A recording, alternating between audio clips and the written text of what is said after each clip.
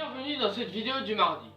Aujourd'hui, nous allons opposer un des piliers des SUV européens, le Captur. Renault l'a produit de 2013 jusqu'à 2017, mais ils ne vont pas le lâcher. Ils l'ont restylé et il est reparti de plus belle. Mais face à lui se trouve le Volkswagen T-Roc. Est-ce que ce Volkswagen pourra le détrôner?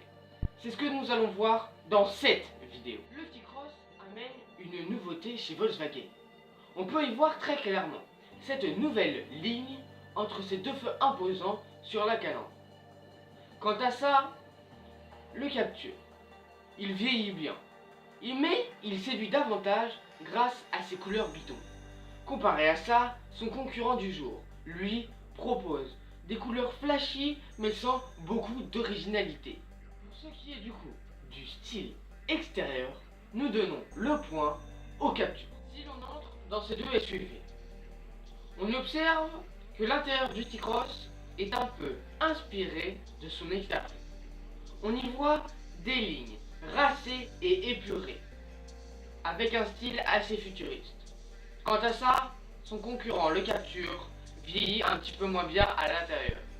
Avec ses plastiques cheap, il est un petit peu dépassé, mais il reste néanmoins confortable pour les longs trajets. Pour ce qui est du style intérieur, donnons donc le point au T-Cross de chez Volkswagen. Enchaînons sur l'espace du coffre. Le coffre est très important lorsqu'il s'agit de voyage. Renault l'a bien compris.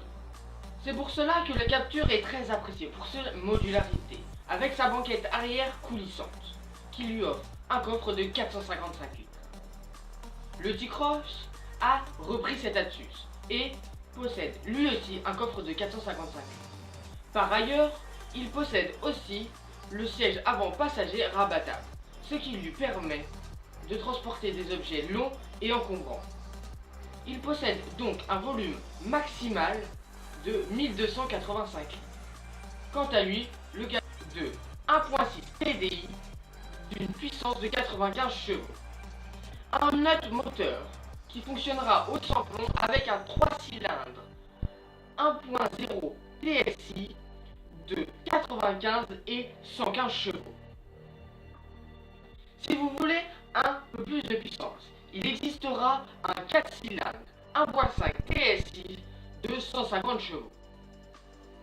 Quant à lui, le Captur ne proposera plus de DCI 110 chevaux, mais que un 95 chevaux.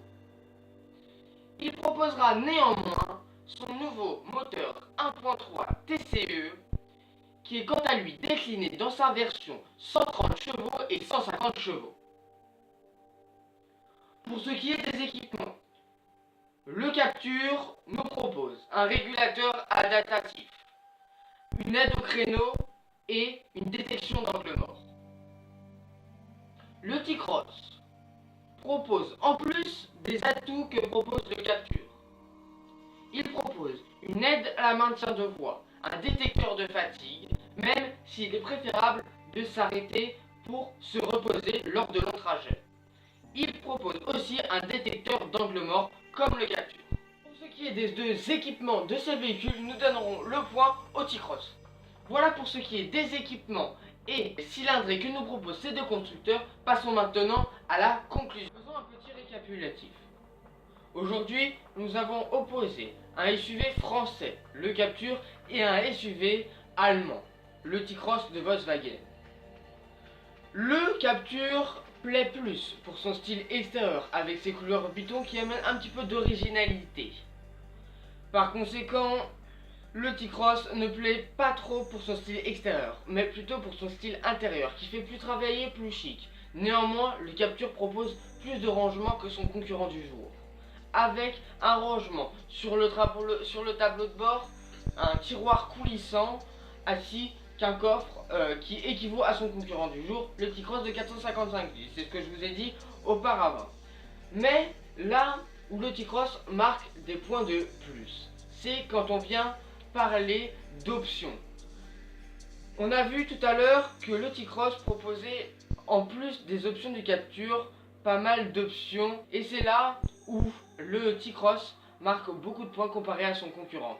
Donc on peut dire aujourd'hui que le vainqueur de ce duel est le T-Cross. Je lui ai mis une note de 2 sur 3 par rapport aux critères extérieurs, intérieurs et les équipements qu'il propose. Et le capture, je lui mets une note de 1 sur 3. Donc voilà, j'espère que ce petit épisode du mardi vous aura plu. Si c'est le cas, n'hésitez pas à lâcher un like, à vous abonner. Et sur ce, on se dit peace.